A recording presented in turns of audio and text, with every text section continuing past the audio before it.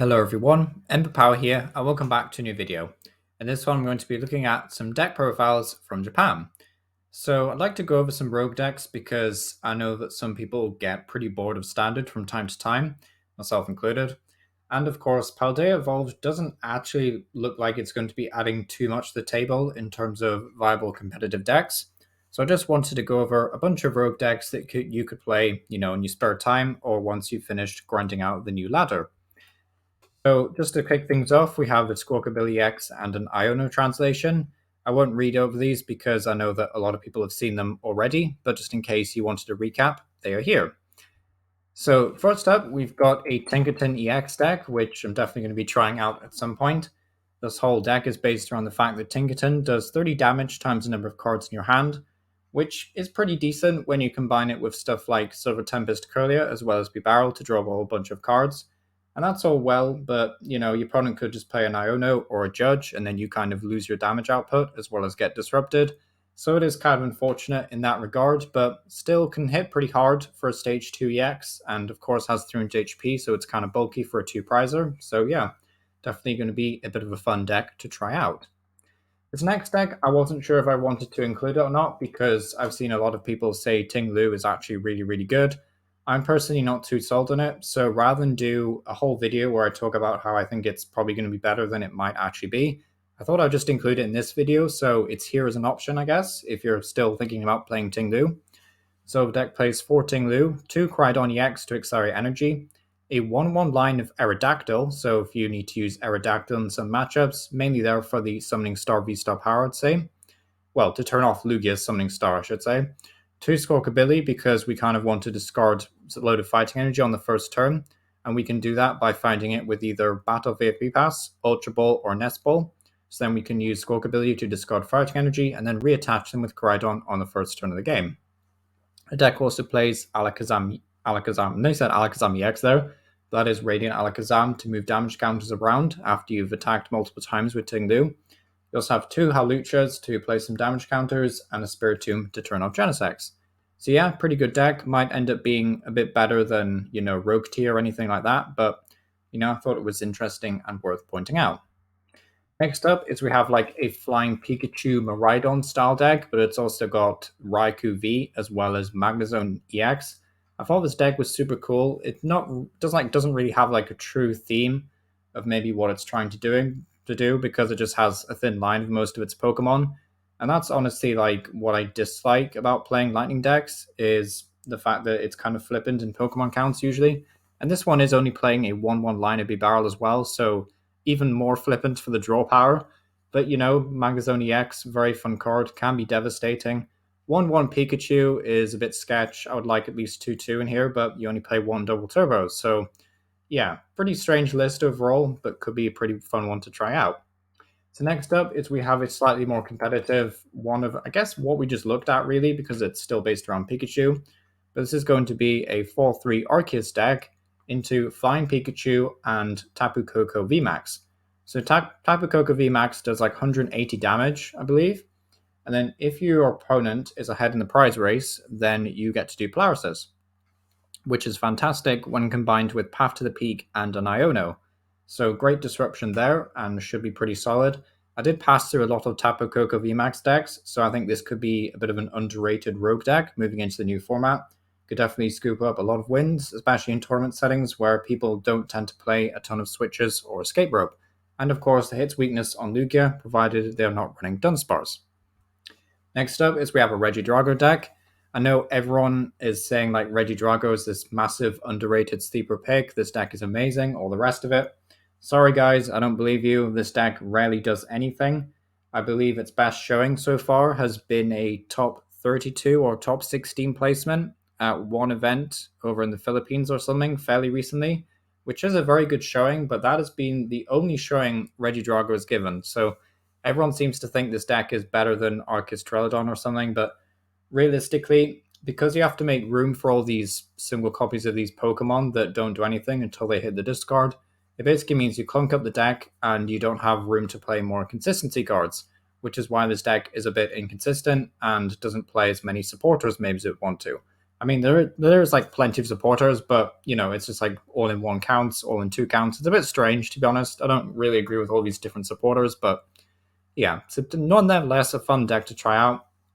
There's also stuff like Northern EX in here, which is pretty cool. You can turn off basic Pokemon from attacking, so you have an additional wall option. Also got Radiant Zard for late game. So yeah, pretty cool deck. I just don't know if Regidrago is really that good. Next up is we have a Chien-Pao Fortress EX deck, I believe it's called Fortress. So this is going to be like one of these you blow up. Wait, that's not Chien-Pao, it's Wo-chien. Never mind. Okay, it's Wo-chien. Got ahead of myself for saying that. Okay, so Fortress EX, basically what it does is it knocks itself out and then it accelerates 5 grass energy from the deck to your Pokemon in any way you like. And then Wo-chien does, I believe it's 60 damage to one of your opponent's Pokemon for each prize card your opponent's taken. So, like, the whole idea with Wo-chien, and not Chien-Pao, is that you KO a couple of Fortress, or at least one to start off with, and then you kind of just try and snipe and sweep with Wo-chien. It's a bit convoluted because it obviously relies on your opponent benching a lot of bad stuff, and you are susceptible to decks that are quicker than you and can do a whole lot of damage, as well as single prize decks. And of course, we can make Wo-chien actually decently tanky thanks to the big Charm of Courage, so we can get plus 50 HP and go up to 280, which is kind of cool, but yeah, I'm not so sure about Wo-chien. I expected better from the Wendigo Compost Heap style Pokemon, but yeah, it's not Chien-Pao, it's Wo-chien. I know who he is, but yeah, bit bad. Not sure about this deck overall. Next up is we have a deck that I thought would honestly be performing a lot better in this format, and that's actually going to be Hisuian Zoroark V-Star. I think this deck just kind of does what most meta decks do, but does it worse. So like Mew VMAX is just quicker and has more options, and then Lugia is just more consistent. So Zoroark, still a decent pick, honestly, and fairly cheap and easy to build, because you just need a couple of Pokemon, really. I know this deck is playing a lot of options. It's got like a Klefki, so you can like use Zoroark V's first attack and switch into Klefki, which is pretty cool. There's also a Spiritomb to shut off Genesect, I believe. There's also Princess Cheer Downsea to prevent Gust on the Zoroark. There's like a lot of cool options in this list, but it's not the best deck in the format by a long stretch, and it can run into some problems with consistency, but pretty cool deck overall. Next up is we have the dreaded control deck. I just thought this one was just so random, then I needed to feature it because I don't usually see control decks that look really, really cool, but this one did. And the reason why it looks cool, I know control decks are boring to some people, but why this is cool to me is that you use Radiant Eternatus, hopefully, on the first turn of the game to put in Duraludon VMAXs, which, apart from, having a lot of HP, so it's effectively a 330 HP basic at that point, but though it does give up 3 prize cards, so you do have to be careful, it does wall out Pokemon that have any special energy attached to them. So in certain matchups, this is obviously going to be really, really good and help you wall off certain decks. It's also playing the Snorlax that prevents your opponent's active Pokemon from retreating when it itself is active, and then the Mimikyu, which prevents all damage done to it by Vs and EX. So honestly, a pretty cool deck. I'm just not sure if, control decks are that strong right now, and if this is really the path that Control wants to take, but honestly, pretty cool deck, and I thought it was worth featuring. So next up is we've got a Copperajah deck. I know some people think Copperajah is pretty cool, but honestly, Japan doesn't have a lot of Copperajah decks kicking around. Some of it was like Lost Zone based, but I know everyone's just kind of sick of Lost Zone at this point, so I didn't want to feature a Lost Zone Copperajah deck.